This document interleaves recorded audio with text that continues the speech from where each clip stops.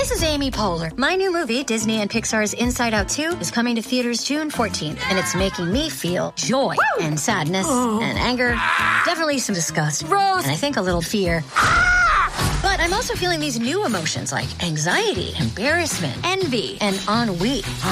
It's what you call the boredom. Okay, that one was weird. It's going to be the feel everything movie of the summer. Disney and Pixar's Inside Out 2. Rated PG. Parental guidance suggested. Only in theaters June 14th. Get tickets now.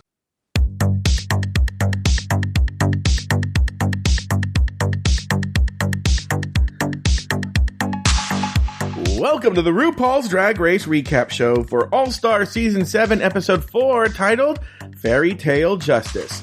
My name is Joe Betance, and I am joined, as always, by two really big, bad co-hosts. First, from the podcast, Nathan Brown. Nathan Brown, please say... I want to suck your cock. To bravo, effing bravo. Hello, Nathan Brown. How are you? I'm good. I'm going to start a new podcast. It's called Nathan Brown. And from Rancho Cucamonga, please say... You're from Glendale. To Jay Ellis. Hello, Jay Ellis. Yes, my name is Hansel. Yeah. By the way, I don't know what you on the T. You know, you're on a show here called The T. Mm-hmm. And people were like, is Jay in Top Gun? And then put a picture of a black man. Yeah. An actor named Jay Ellis. I'm like, yeah, that's right. That's R.J. Ellis. Even if it were like, when he's not being a working actor in major motion pictures, he also does every other week a gay podcast called The T. Yeah, he's known from Insecure, and I've got to figure out a way to distinguish my name from him for entertainment reasons, which is I think something I'm working on. When you join SAG, rebrand as Gay Ellis. Oh, there you go. Thinking about it. When you go on SAG, you can't have the same name. So what are you going to do? What are you going to call yourself? I know, and I'm a must join, so I've got to figure out what I want to name myself. Are you going to do like Jay? What's your middle name? Yeah, do a middle name. Ryan, which I don't. No, Ryan. But I can be J.R. Ellis. That's a porn name. I could be J.R., but I don't like the 3 name for me. It doesn't seem correct. So we'll see. I've got some ideas, but we'll see what ends up happening. I got it. AfterBuzz TV's Jay Ellis. That's got a ring to it. Yeah, it's a network that no longer is around. Yeah, that sounds great. That's even better. You're not going to be bothering you. All right. Well, what you guys just missed is a long discussion on Just Between Us Girls, where I like those kinds of discussions, mostly because it was mostly me talking. But it was about our initial gay experiences, and it was a really, really good, insightful conversation. Great way to kick off Pride Month on Just Between Us Girls. Happy Pride, love is love. Hi, gay. Yeah. Thank God no one talked during that, because now we have a clip 0 for next week. And anyway, so you can get that at patreon.com/afterthoughtmedia. Now, Jay, whenever Jay's here, he likes to do his own plug for Afterthought Media. I don't know. I know I'm throwing this on you, Jay, but go ahead. Well, I mean, if people enjoy this episode of me guesting, there's a whole show called The Tea where it runs for the better half of the first part of the year. I know you're almost done. I just got shivers thinking about that. Yeah. Where it's me, you, and former co-hosts on this podcast, Lori Roggenkamp, just doing like a panel show talking about our lives and what's going on in the world. Pretty topical usually, but we have stories from the past. So yeah, you guys can get that. I don't know what tier that is, but there's a lot of things going on. There's the Discord, which I need to sign on to now. But yeah, it's a great community, and I urge everybody to be a part of it. It's a really good time. You know, it's really funny that you say that, because the person taking over for you after all his other responsibilities are done is Nathan Brown is going to go on Genius Parade, which is the show that comes on after you leave the Tea every year. It's a bit TBD though, isn't it, Joe? It's a bit, we'll see. Genius Parade? Uh-oh. I thought, what? Uh-oh. Yeah, what are you talking about? Yeah. I think he's talking about Drag Race Recap. Recap. You'll bump me. Of TBD? Of Genius Parade? No, I don't. I want anyone to talk to except for Lori Rockenkamp. I think what you're worried about is that Taylor the Latte Boy is going to go last minute and be like, I'm the host of Drag Race Recap again. Totally. No, but Nathan, I'm telling you, and I know Taylor will hear this, if he decides to do that, I should put together a compilation package of Taylor crying and sobbing that he can't go to Target on Saturday mornings and Bed Bath & Beyond, and that his life is ruined and it's horrible. Bubbly needs the vacuum. Yeah, Bubbly he can't listen to his 80s music and talk about the facts of life with Taffy. Yeah. And that it's ruined his life. And then there's some moments on his own podcast where people are consoling him. And I'm like, you should actually do that compilation and just put it on the feed. Yeah, I'll just put it on the feed. You know, even when he's on, I'll just play it at the beginning of every episode, just so he knows. Just so he knows. This week. Wait, Jay, you know what, Jay? You just gave me an idea. Can I share the script with you and you do the script? You could, if you wanted me to. You can be the Jake. Yeah, you can be the Jake. What privilege. Jake Ellis, that's your new name. Yeah. Oh, perfect. Hold on, let me share it with you, Jay. This week, the girls improvise on the hit court show Fairytale Justice, and on the runway category is Spikes. Jinx Monsoon and the Vivian are named the top 2 All-Stars of the week, and the Viv wins a legendary Legend Star before duking it out on a lip-sync battle for their legacies. After all is said and done, the Vivian was named the winner of the lip-sync and chose to block Monet Exchange. Ladies, name 2 things you liked about the episode and 1 thing you did not. Let's go across the Pacific and Atlantic and the Indian to Nathan. Nathan, what are 2 things you liked and 1 thing you didn't? Are they all the oceans? Did you fact check that, or you're somewhere over there? Yeah, it's a body of water. Yeah. Okay, so well, 1 thing I didn't like. Let's just get that out front. The challenge, I thought it was horrible. Was anyone really calling for another like Jersey Justice? Like, not me. Hated it. Went on forever. I'm sure we'll talk about it. 2 things I liked. I guess I'll say the runway and Officer Cottontail, the pit crew guy dressed as the bunny. I enjoyed that. That's it. All right, Joe, what did you think? Okay, I like that RuPaul looks like she's having fun. You know, I appreciate that. That's 1 thing. I'm not used to being on this end, so I'm like, oh, this is hard. The second thing, I have notes though. I actually thought Jinx was really funny. I did not like the challenge, like Nathan, but I thought Jinx was funny. She was the standout one funny person in it. And then I did not like the runway theme or the main challenge. The end. So apart from the runway theme and the main challenge, everything else was great. Yeah, so you like them talking in the workroom beforehand. Yeah. What about you, Jay? You guys actually talked on 2 things that I actually liked the theme of the runway. I thought that everybody kind of had creative directions with the style of their drag. Like this runway really felt like each person went in the style of how we imagined their drag would be going. Yeah. But I thought, my true standout was Viv. I thought that her outfit, that light blue with the studs, was fantastic. I've never seen her look any better.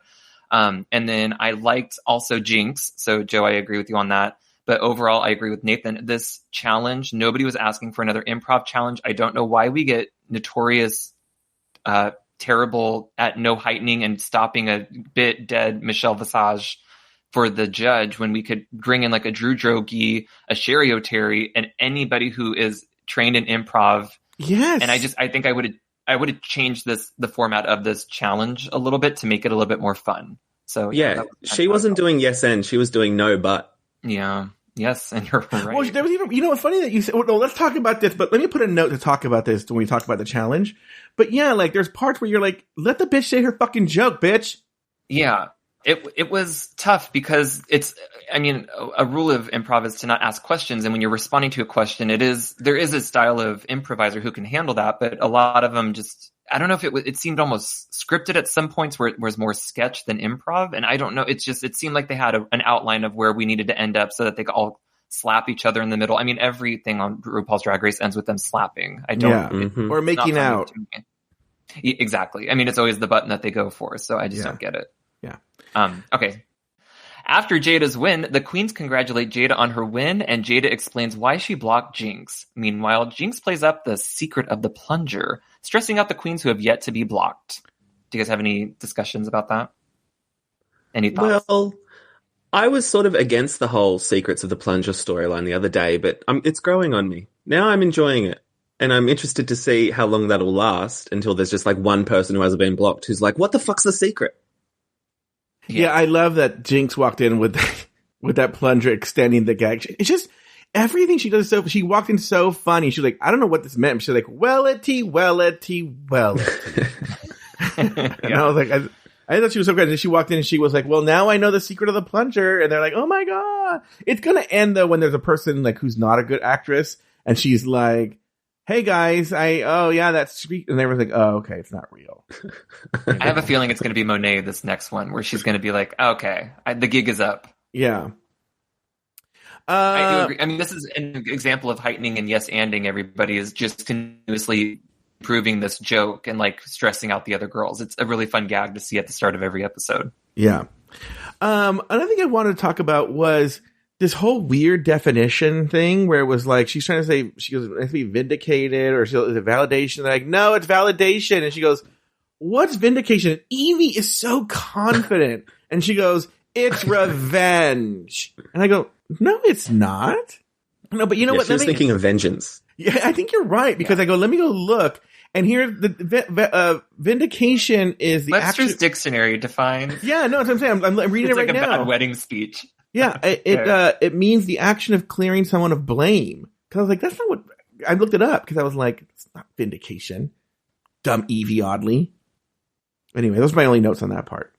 Sorry, Jay. We should test Lori to see if she knows the difference between all three, to see if she's ready to be an SAT prep teacher. Lori, who will drop in, what are the words? There's some words that Lori will always use. One of them is like... Wassailing. What the fuck does that mean? Then there's like, I said it the other day. I'm like, oh, it's not an episode till Lori drops this word. She has like 2 or 3 buzzwords that she's always going to drop. Oh, someone said she says invariably. Yeah. Anyway, those are my only thoughts on that part, Jay. All right. Well, so we're going to keep going on with the next day. Jinx plays UK Han on the ukulele, and Jada points out that Monet has a star, but has not been blocked. One of the winners who has not been blocked. RuPaul enters the workroom to announce this week's Maxi Challenge, Fairytale Justice, a court show relegating Fairytale wrongdoings before Judge Michelle Visage. As the winners of last week's challenge, Trinity and Jada are team captains, choose their teams accordingly. We kind of already talked about our thoughts on the challenge, but did you guys think that the strategy of who each captain picked was a good... Is that who you would have picked for your team? Or who would have been your first pick, I guess is a better question. First pick, Jinx. And I kind of agree that Evie and Raja would be last. Joe?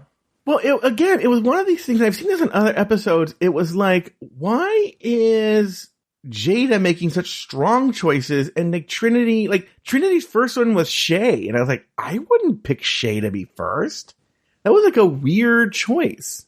I'm wondering because you weren't technically rated as a group, or like, I guess, graded as a group. So would I want Jinx on my team if she's making me look bad because she's a star performer? I'm wondering if it's better to kind of fluff your team with maybe the not so greats to make you stand out maybe a little bit better in the judge's eyes.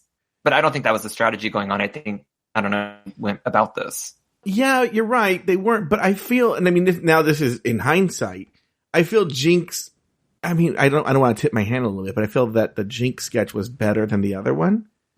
And I think it's because Jinx helped carry it more. So maybe you do want Jinx on your team. I feel Jinx with this sort of she was a very strong, a strong backbone to the whole scene, which really established the characters quickly, like without even meeting Jada or, who came in for the... Monet. Thank you, Monet. You kind of knew who she was and kind of like what the storyline was going to be. Let's do it right now. And I'm gonna take over as host just for a second. Jay, Bitch. Nathan, you guys are the team captains for this sketch. Let's see how it would have shaped out if you guys were the team captains. A tear just ran down. So Nathan, since you are from far away, we'll let you go first. Who are you picking? Sure, I'll go Jinx. Okay, wait, hold on. Let me write this down here. I like this here. It's tough because we just saw their performances, but I'm going to try to base it off of what I knew of the queens before this. Okay. So I would have gone with Trinity. Oh, okay. That would have been my next one. Well, I will go with Vivian. Oh, because I'm basing it off of the performances that I've just watched. Okay. Vivian was going to be my next one. I actually think Jada is funny even when she doesn't mean to be. So Jada would be my next pick. Okay, interesting. Okay. Then I will go Monet. Oh, okay. Because I think she'd be a bit of a flop. And like you said, Jay, with strategy, I could outperform Monet. Mm-hmm. Oh, interesting. All right, Jay, who are you going with? Who do we have left? Shay, Raja, Evie? Yep. Oh. I know Nathan really is going to want Evie. I think I would... God, Shay... I think actually Raja. I would go Raja. Okay, so now it's down to Shay and Evie. Nathan? Yeah, I'll go Shay. Yeah. Wow. Oh, really? Over Evie? Oh, are we interrupting something? Did someone get a message just then? Something about the public holiday? The Queen. She's following dead. the Jubilee. So on Team Nathan, it's Jinx, Vivian, Monet, and Shay. That's a pretty strong team. And Jay is Trinity, Jada, Raja, Evie. That's also a very strong team. Both very, very strong teams. Not as I think Nathan lopsided. would win challenge. So. Oh, you do? You're damn right. Vivian and Jinx, I think, on the same team would have been. I mean, I maybe because it's fresh in my head, but UK, I just watched season 1 to learn who Vivian was because I had not seen that season, and she's standout. Like she's great in that first season of Drag Race UK. So I think that her and Jinx together would have been just magic to watch. I think that would have been fun. Right. Well, since I'm still the host right now, before I turn it over again, why don't we take a break, and when we come back, Jay will finish off the episode.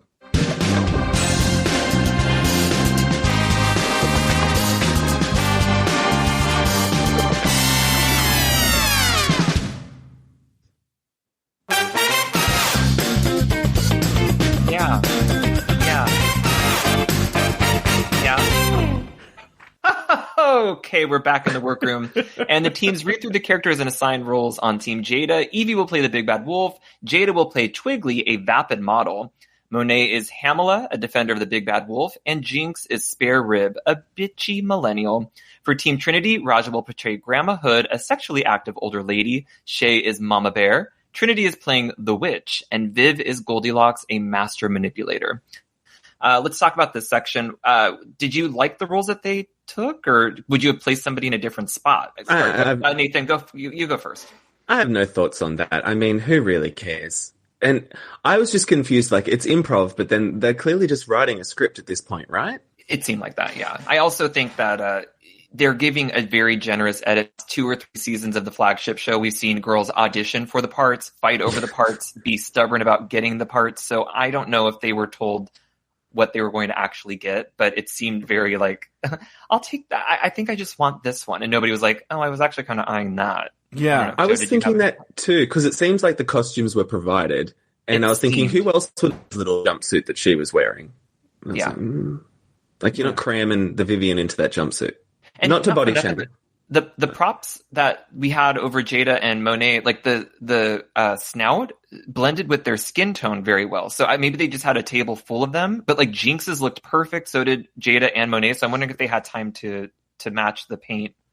Monet's looked a bit crunchy. Like it was like a bit flappy at the bottom. Mm-hmm. Oh, well, yeah. Okay. But the others looked perfect. The tone. The tone was great. Joe, do you have any thoughts on this section? So here's the deal. You made a good point, but these workroom moments are very just nothing happens. It's just like, you're right. It's just like, I want this role. Well, I want the same role. Well, I'll take the other role then. Okay. And I'll take that role. And it's so like, oh, okay. It was like perfect. It was like, there was no, everyone loves each other. Everyone's great. There's nothing.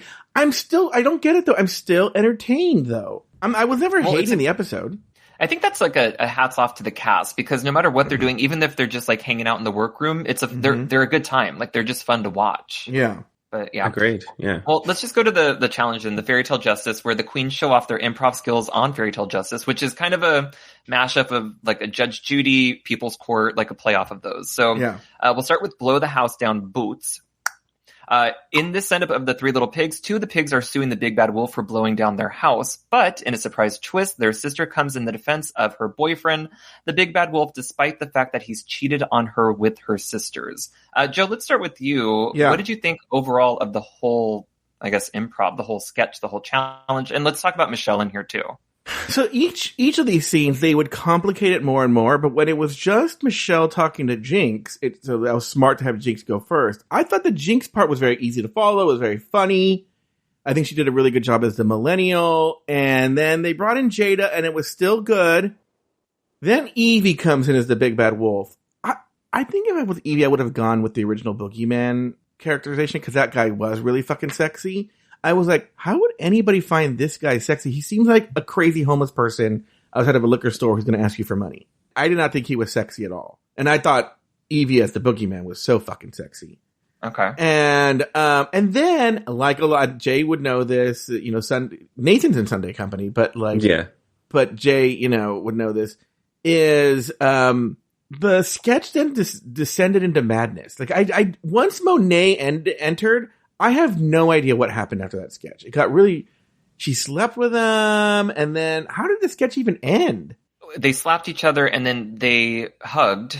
I think the three women or the three pigs hugged outside of the courtroom, and like they reconciled their relationship, if I remember. Yeah, and why did they have that extra thing with the extra thing with Rue, who was like, clearly that's what she wears when she gets ready for the day, and then just put those ears in her. Flip-flops, horrific. Yeah, and I don't want to like say Rue in flats. The Spock ears were funny to me. Yeah, and then they had those moments. I mean, it's the better of the sketches in my brain. Was it great? No. But you're right. Like it didn't make any sense because we were told that Big Bad was countersuing, but then we didn't get any resolution on how the countersue went.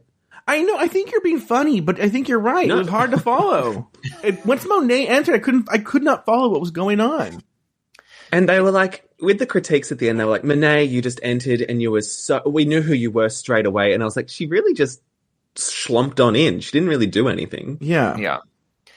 I think it's tough when the more voices you add into a scene, the harder it is to be heard. And I think that we noticed that Jinx was so confident in her character that she was happy to sit back and throw in a quip, almost like a snatch game where you find your space to insert yourself and have like a really powerful pop. When you're so loud and arguing and people are talking over each other, no jokes are going to land because the whole point of improv is to listen to the other person. And I think toward the end, too many voices were in there and we were kind of spiraling down the drain into craziness. So I don't think that we got any funny parts at the very end of the scene. Now, Jay, you're an improv and sketch expert. Now, you're no Lori Rockingham, but let me ask you this, though. Like, because you had said you complained about Michelle. I have an example in the next sketch, but were there anything where you felt Michelle was stopping the progression of the sketch or hampering it?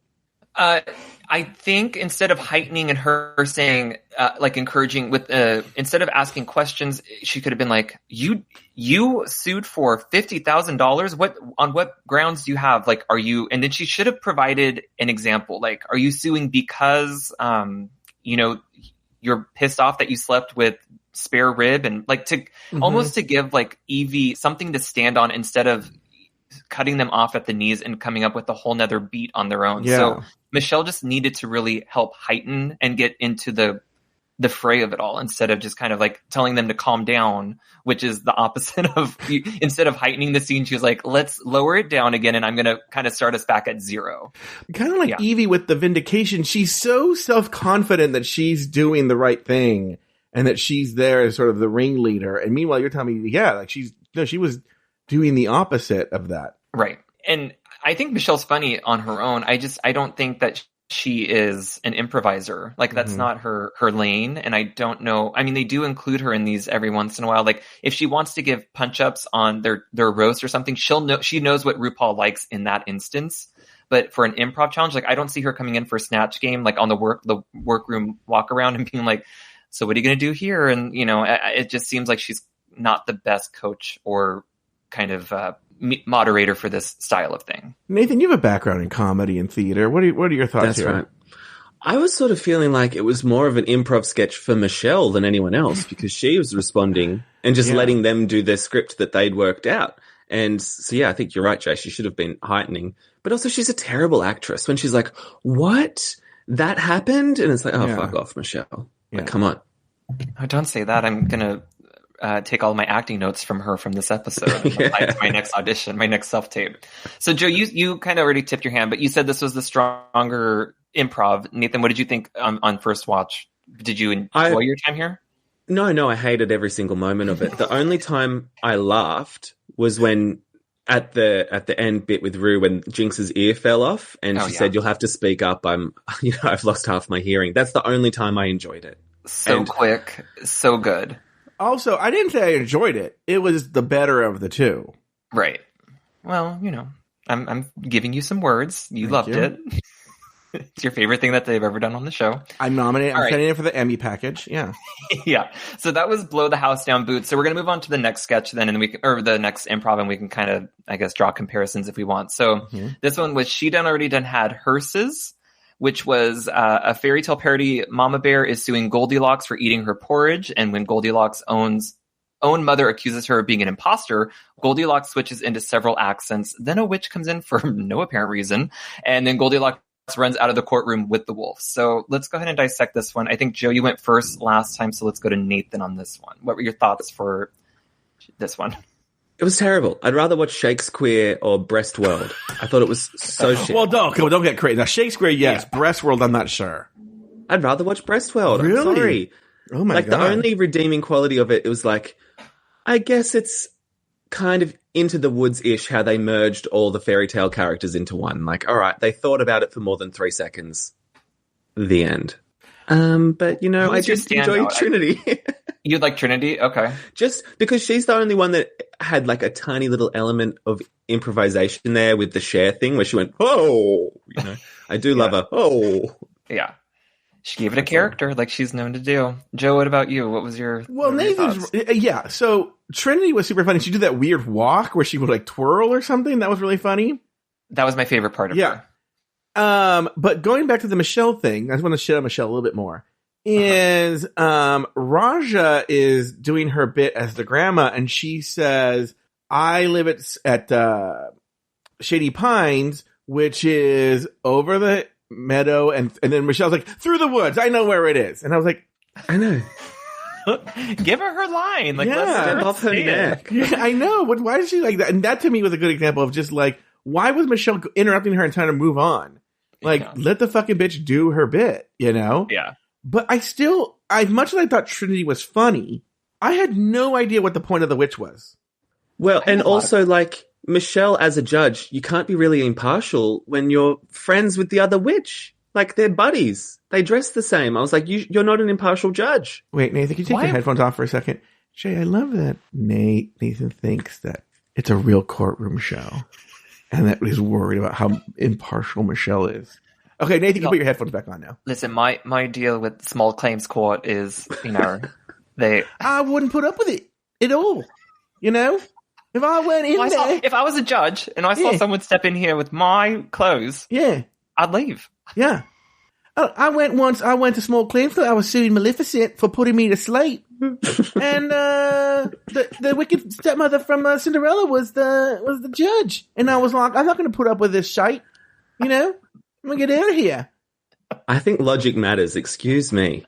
Mm-hmm. There was a big loophole in this thing. Why was Trinity dressed like her? What? I didn't get that joke. And where did she get it? How did she know what Michelle was wearing? Like what? I had so many questions about that.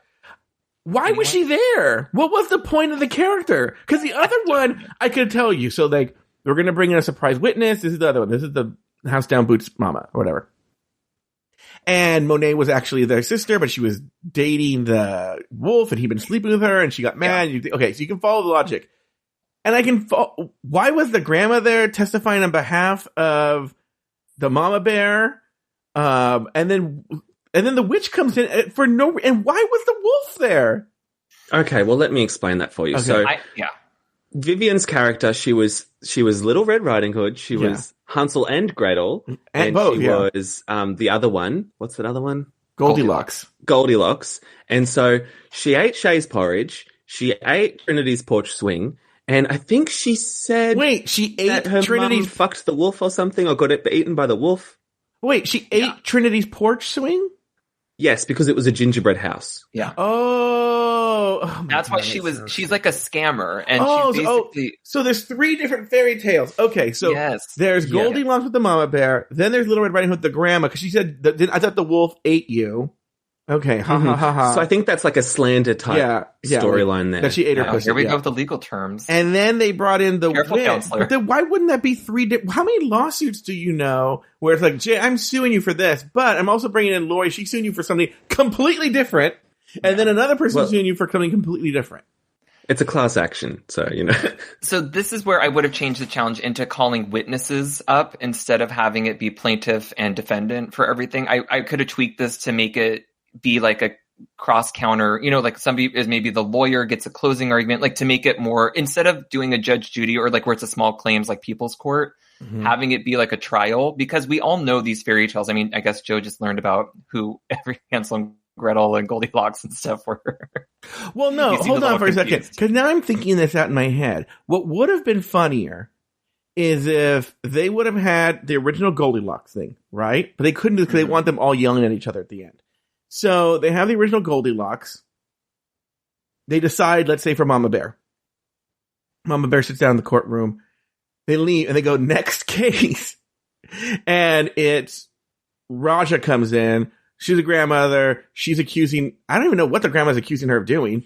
And then the same person, Vivian, comes in as Little Red Riding Hood. And then Michelle, comedy impresario Michelle goes, wait, didn't I just see you on the last case? And she's like, no, I did not. No, that wasn't me. Oh, that's much better. Yeah. And then they decide the case and they come back and then it's, the witch and she ate her porch swing.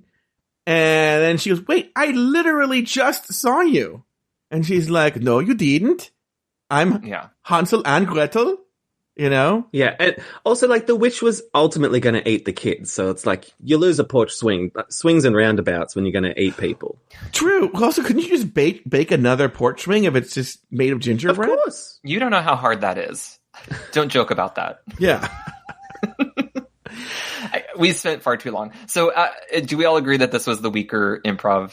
Yeah, because then the end of this sketch is they all hug it out, and then for no apparent reason, Goldilocks sneaks out with the wolf. I think that was, they were both being persecuted, so they were like, let's just get out of this group hug. Like, that was supposed to be the button on that scene. But then they go to the hallway, which, what did you guys think of? I mean, any standouts from the hallway scene? No. Trinity's walk towards the door and then pushing the door, and she goes, wrong way. And then she pulls it. That was the funniest part to me. But I thought also, her walk, her physicality, she's just like really devoted. When Jinx walked in and kept closing the door because it kept opening, that was very funny. Yes. Yeah. The good old set. Yeah. So this was the weaker one to me. I think you're right. I think they probably called Evie in because they were like, we can't end this sketch. We don't know how to end it. And like, we're going to need you to just be there. Because Evie, there was no point. Why would Evie be there? Good point. I don't know. Don't know. The one thing I'll say is that it was a smart move to make it fairy tales because everybody grew up knowing at least one of these things. So we knew the characters without it being too, instead of the improv one where we had, I think it was season All-Stars. Which one was Mayhem and Blair on? Was that 5? Mayhem and Blair is the new cop show I'm producing for Quibi. The what? Quibi? For Quibi. Back. I'm doing a show for Quibi called Mayhem and Blair.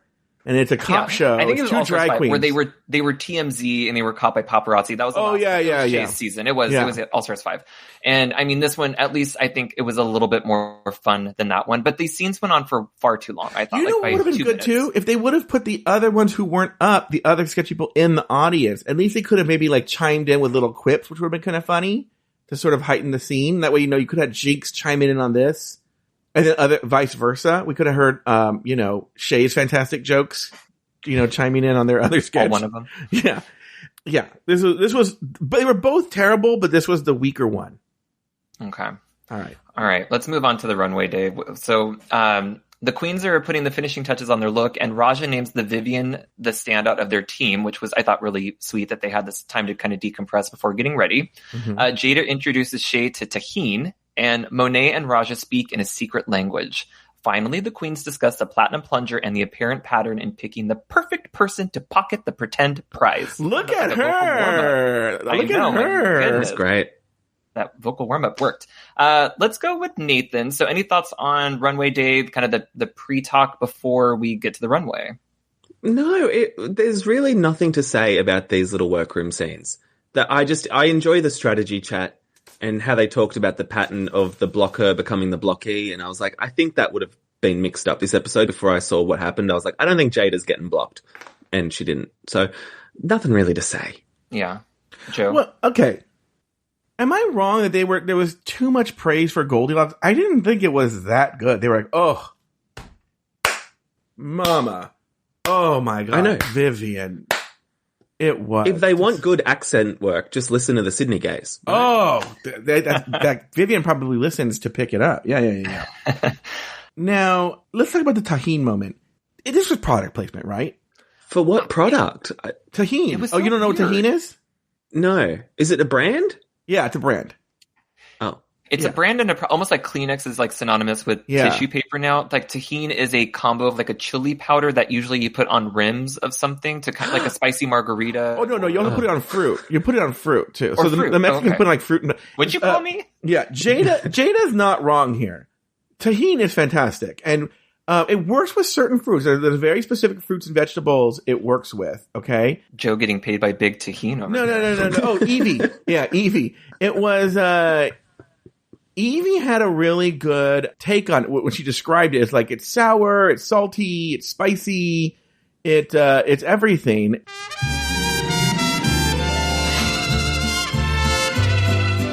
And it's a condiment, and you can buy it. And you know what, Nathan? I'm going to send you some. Sure. It'll like cost me mango? $45. I do.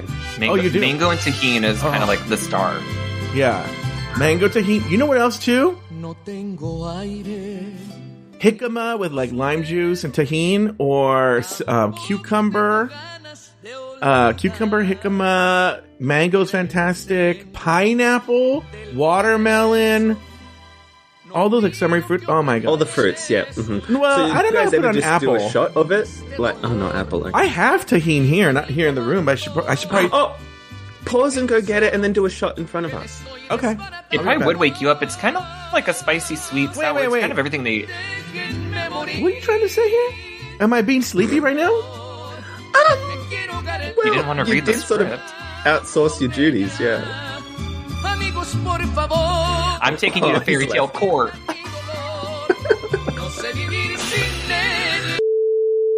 All right, Joe. Do you have Joe is back. You can cut all that. I have the tea. I took the cap off. Here it is. This is what Jada was talking about. Tahini. Wow, tahini. Yeah. And I think she licked her hand like a shot.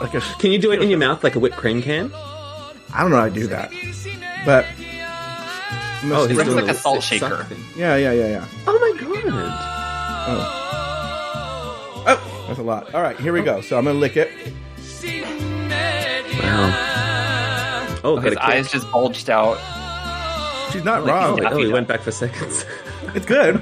That's good. Are you gonna sneeze? No, it's really sour. It's really good though. Wow, that was great. And so I'm gonna send. It's gonna cost me $50, but I'm gonna send this little. Lightly used. No, not this one. Not this one. I'm gonna go get a brand new one, and I'm gonna send it to Nathan Brown over there in Australia, and you can entertain all your friends. It is Report very. back. Now I will say, it is different when you do it raw, like that, like straight up. Because when you raw dog it, when you put in the fruit, you don't get the sour notes as much.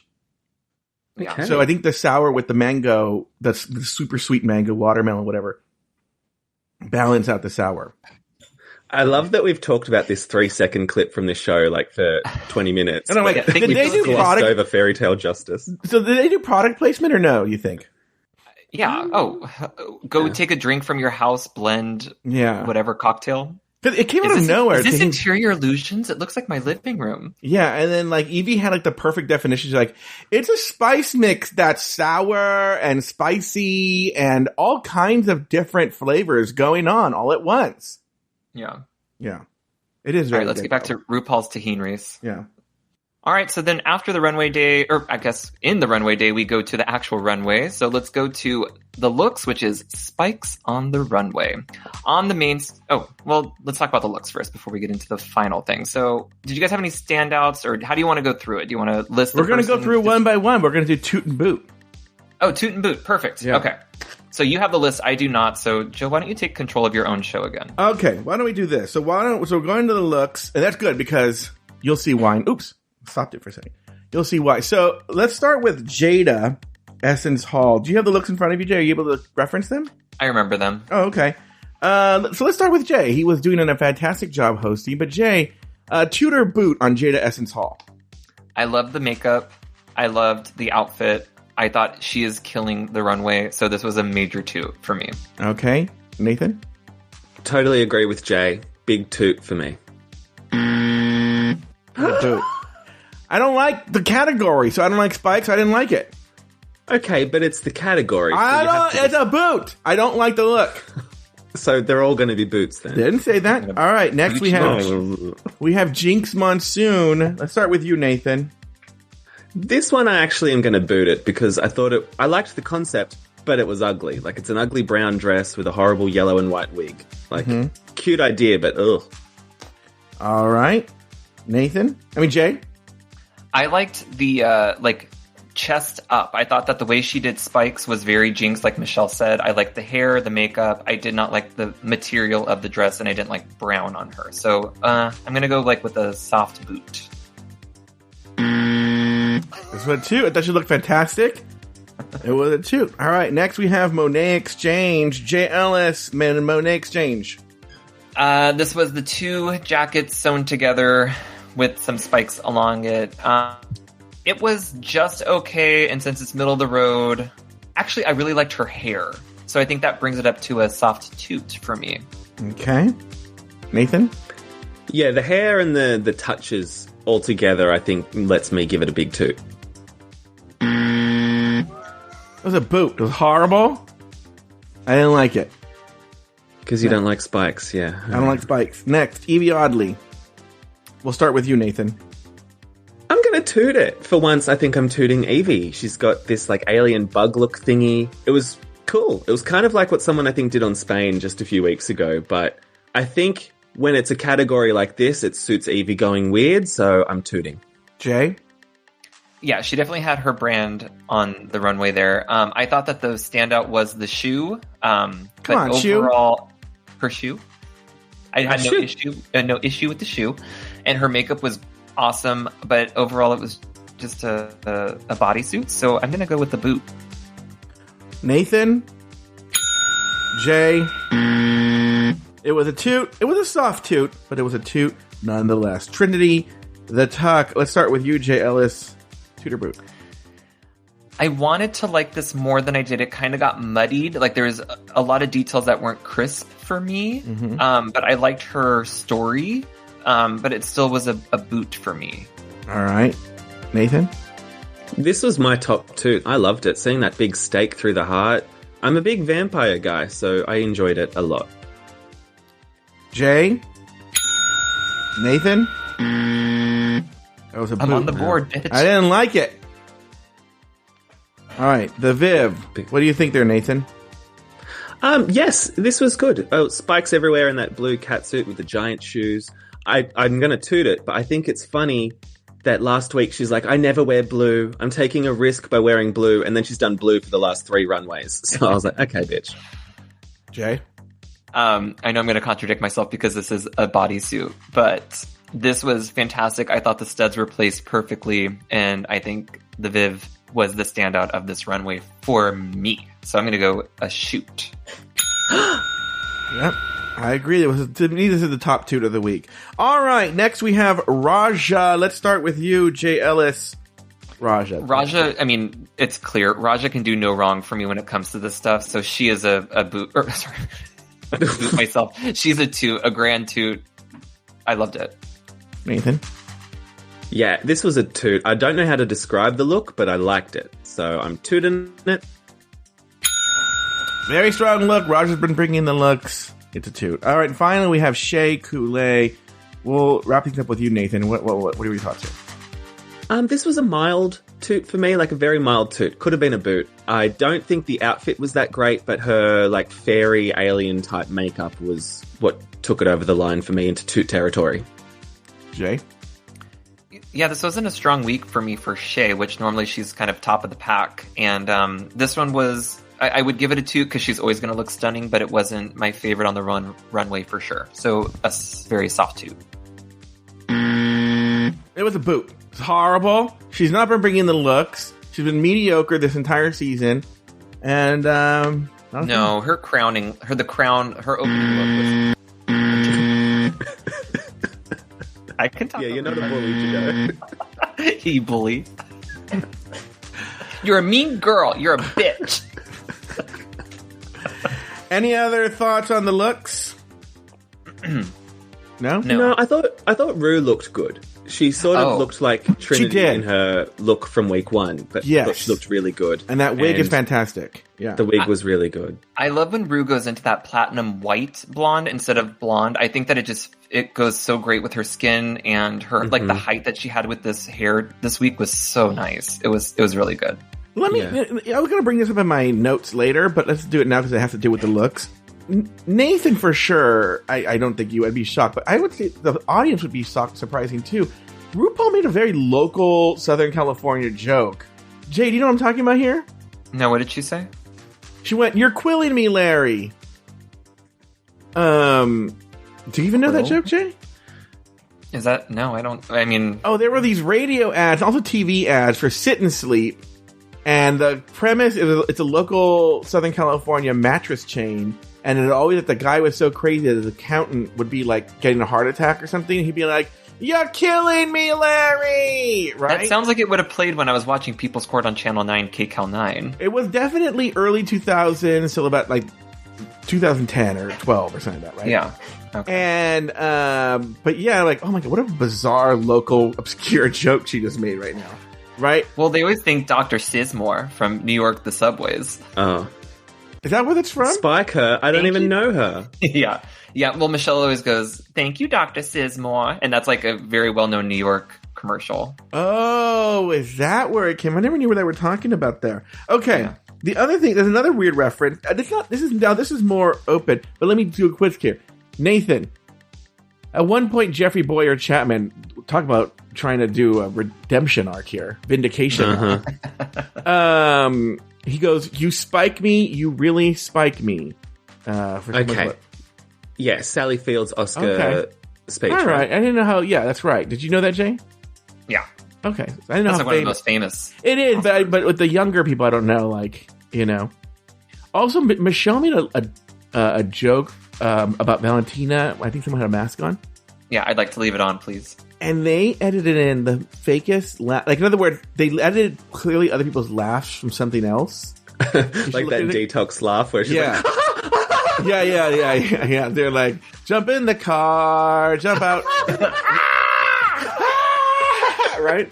So,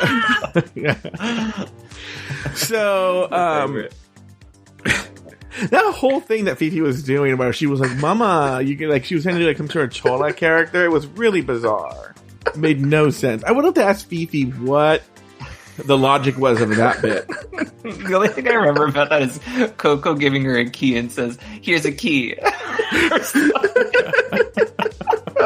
Oh, All Stars 2. I mean, this is up there for me with All Stars 2, but man, what a great season that was. This might be hopefully one clunker, because it looks like next week is more open to their comedy abilities than this one was. You know, when they put them in these stupid situations.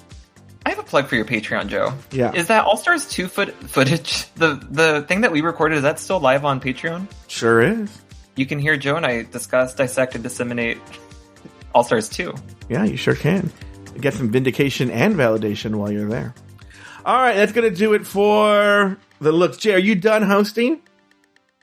Why don't you do the last section here? All right, on the main stage, RuPaul names Jinx and the Vivian the top 2 All-Stars of the week. Due to her block status, Jinx... Oh, come on. What song? Stop. I guess I should take over. Yeah, I know.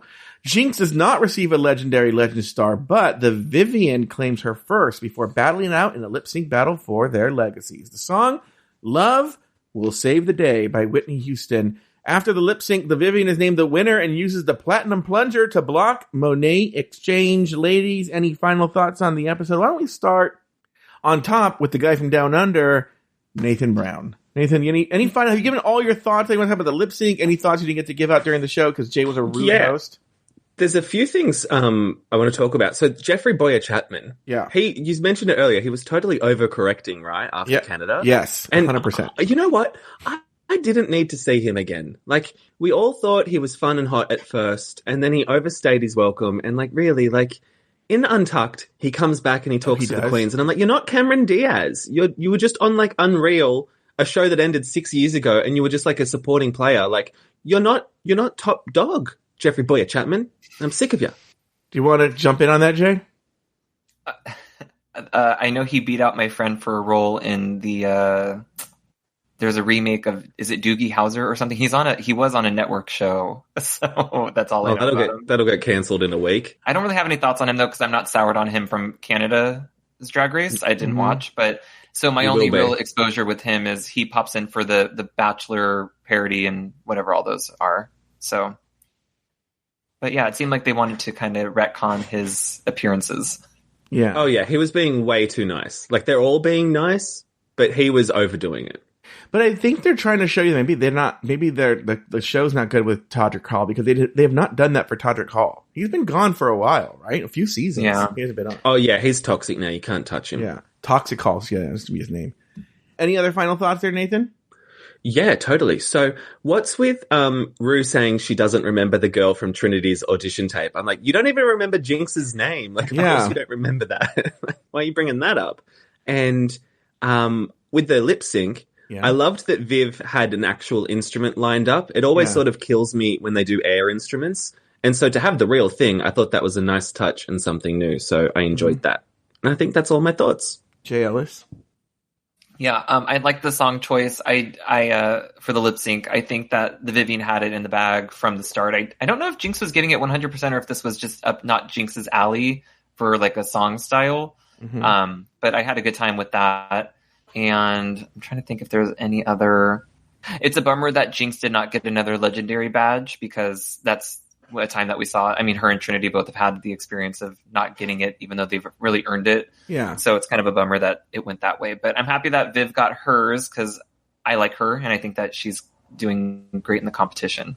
Do you think, because it seems like there's a new person getting it every week, do you think that Raja and Evie get theirs next? I would have thought if they were going to try and rig it, that Evie could have been in the top this week. Like, I don't think she was very good, but she was in both sketches. So, like, there was an argument there for her, like, physicality and everything. So if they really wanted to give her one, they could have. Mm-hmm. And maybe they're not gonna.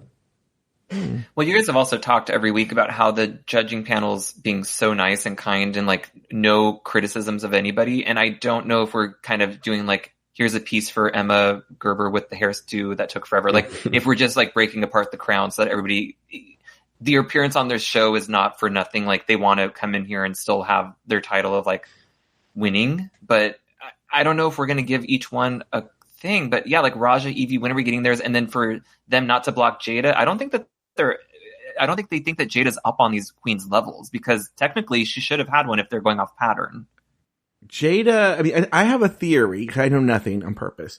I wonder if they've sort of written it in because they can choose the way they can control who gets the stars. And I'm wondering if they're going to give Raja a storyline where all of a sudden she catches up. Yeah. You know, all of a sudden she like picks up like an underdog role that's just sort of, she had that arc that goes up at the end. I loved her line when she goes, "Are you sure I shouldn't just stay here?" Like, she knows that she's killing the competition so far. And not that she should have won this week, but I definitely think that she was overlooked for her snatch game and for the ball. I thought that she should have been at least in second for those. Right. So, or like the second choice for them. So, any other final thoughts on the episode? Overall, I would say a mediocre episode, right? Now, it wasn't horrible. I will say again, in less capable hands, this would have been a terrible, terrible episode. I think these queens did the best that they could do with this. I hate when they do these improv things. But, Nathan, we're good here? Yeah, we're good here.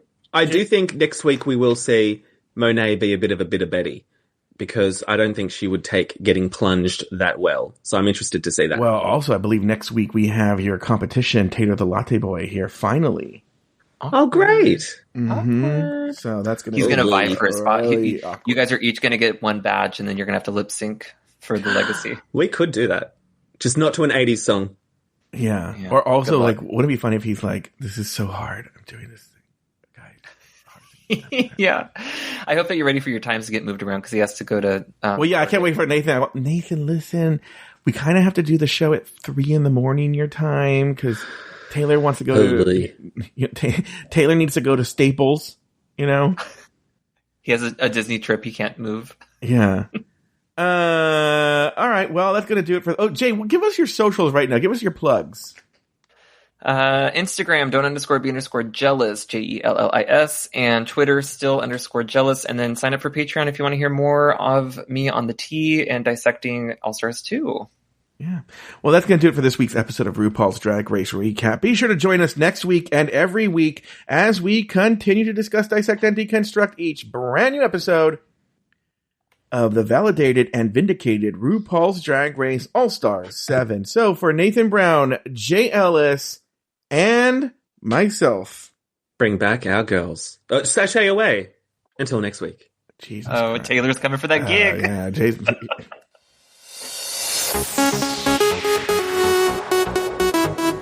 Thank you for listening to RuPaul's Drag Race Recap. Have something to say? Leave us a voicemail at speakpipe.com/afterthoughtmedia or email us at dragracerecap@afterthought.media. For more Drag Race and LGBTQ content, support us on Patreon at patreon.com/afterthoughtmedia. This episode was produced by Luke Stamen and Zach Birch. Nathan Brown has 2 other podcasts. The first is Breaking Down Bad Books and the other is called Bravo Bravo Effing Bravo. You can find those podcasts wherever you get your podcasts. You can also find Nathan on Instagram at NathanBrown90. Finally, follow Joe Betance on Instagram at Joe Betance. Special thanks to our expensive tier Patreon supporters: Agnes Yesho Pinska, Alex S., April Pacheco, Ubtu Sky, Brad Coley, Karina Williamson, Dave O., Deck Head, Elizabeth Timmer, Emma E. Smith, Boastful Cake, J. Thomas Plank, Jesse Harris, Anonymous, Lauren Eckert, Doofus Maximus, Lucy Carrasco, Luke Stammen, Mercedes Mueller, Nicholas Springham, Nikki Baker, Poppy Woods, Ricardo Herrera, Robert NYC, Sarah Yu, Tom Bombs, Travis Newland, Troy Anderson, Zach Nelson. Drag Race Recap is an Afterthought Media podcast.